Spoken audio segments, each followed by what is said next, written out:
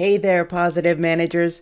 Welcome to Module 2, where I'll teach you how coaching is different from feedback.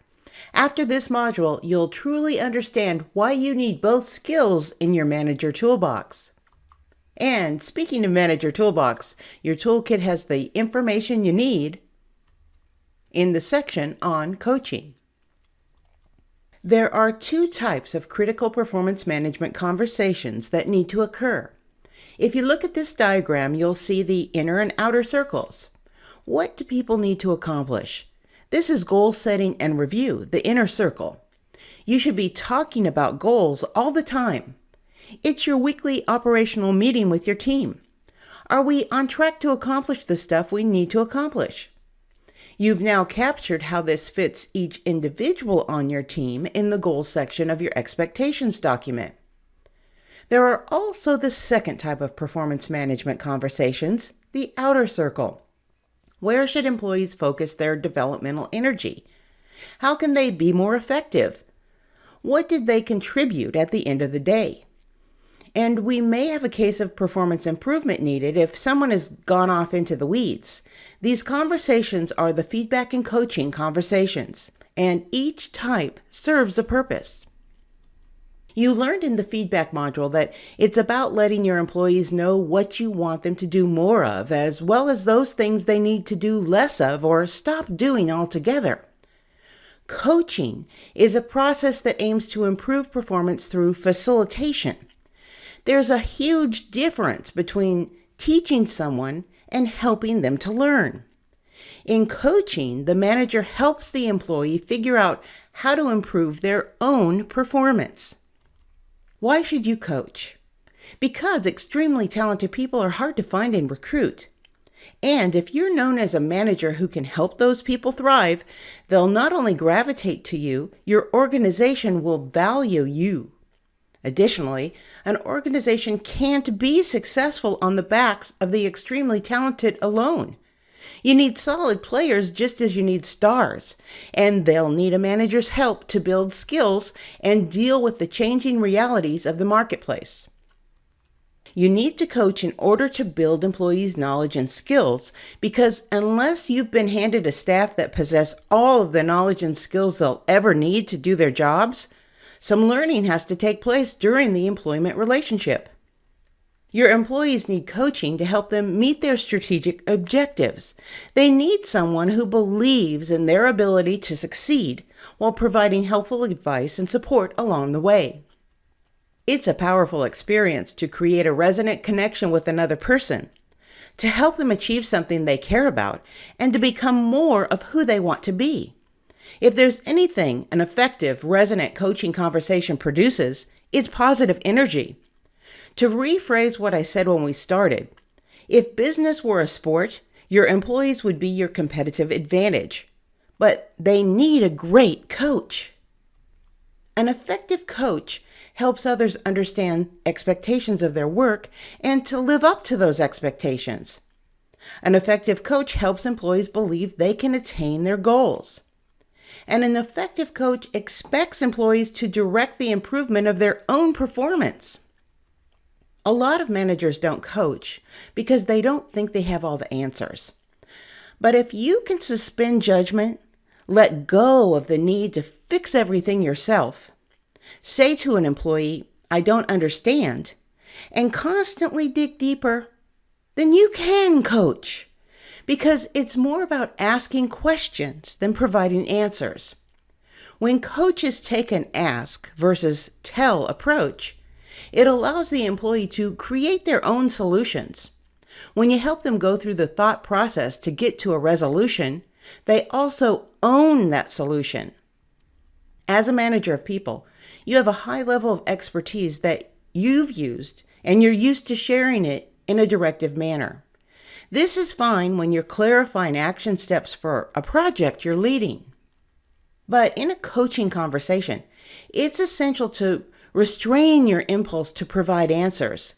Your path is not your employee's path. You succeed as a coach by helping your team members articulate their goals and challenges and find their own answers. This is how people clarify their priorities and devise strategies that resonate with what they care about most and that they'll be committed to putting into action. Coaching is not telling an employee what or how to do something. It's guiding them through a series of questions designed to help them reach a solution. It's as much about the coach as it is about the person being coached. A person who works with a coach increases their self-awareness and confidence, and in turn, does a better job. Open-ended questions, not answers, are the tools of coaching, and they're non-judgmental. Ask, don't tell. My best tip? Just like with feedback, don't ever start a coaching question with the word why because it's accusatory. Here are some examples of good open-ended questions. How can I help you? Can you tell me about that error? Walk me through your thought process. What other approaches might you take next time? How are your emotions influencing your perception of the situation? What do you think is the root of this problem? What have you tried so far? How has it worked? Is there anything in your way? What outcome would you like to see? What kind of support would help you accomplish it? What steps did you take to make that happen? Focus on moving forward positively. Often in a coaching conversation, the employee can get caught up in detailing their frustrations. Although it can provide temporary relief to vent, and you do need to let them vent a little bit to bleed off high emotion, it doesn't generate solutions.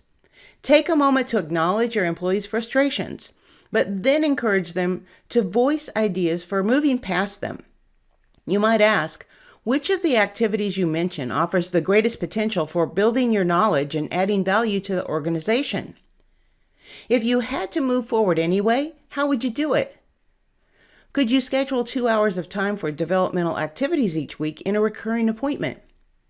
Are there skills or relationships that would increase your ability to meet your primary deliverables? For decades, Gallup researchers have also studied what type of coaching humans best respond to, and have concluded that, as I mentioned in the feedback module, building an employee's strengths is a far more effective approach than a fixation on weaknesses.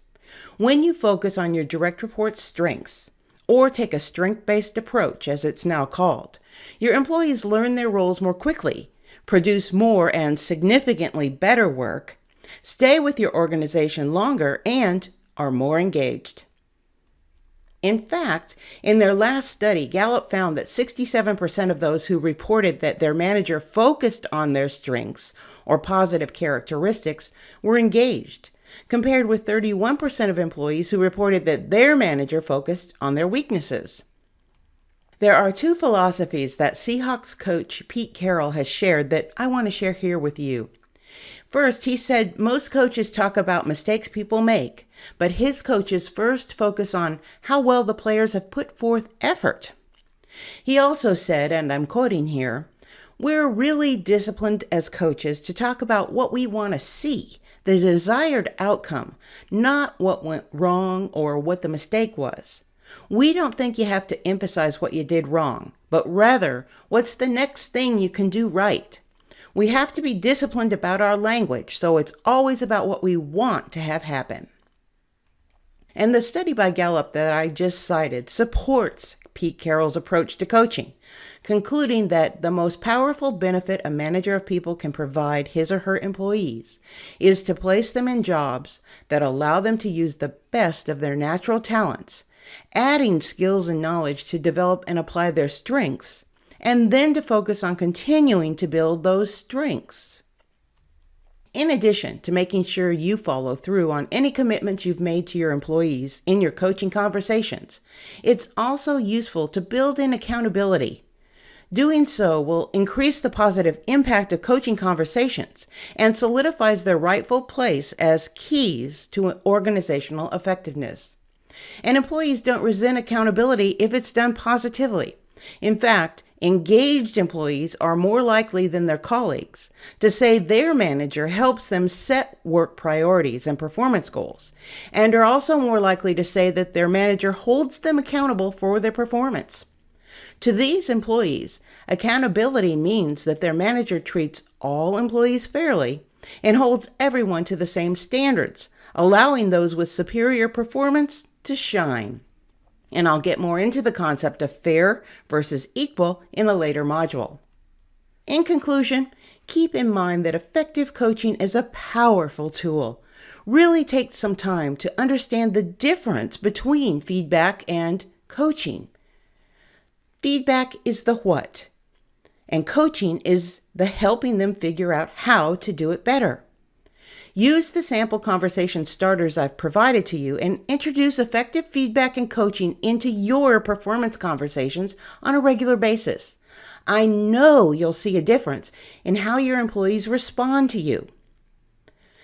Great job, everyone. Next week, you'll learn more about addressing attitude, and I believe what I tell you will be eye-opening.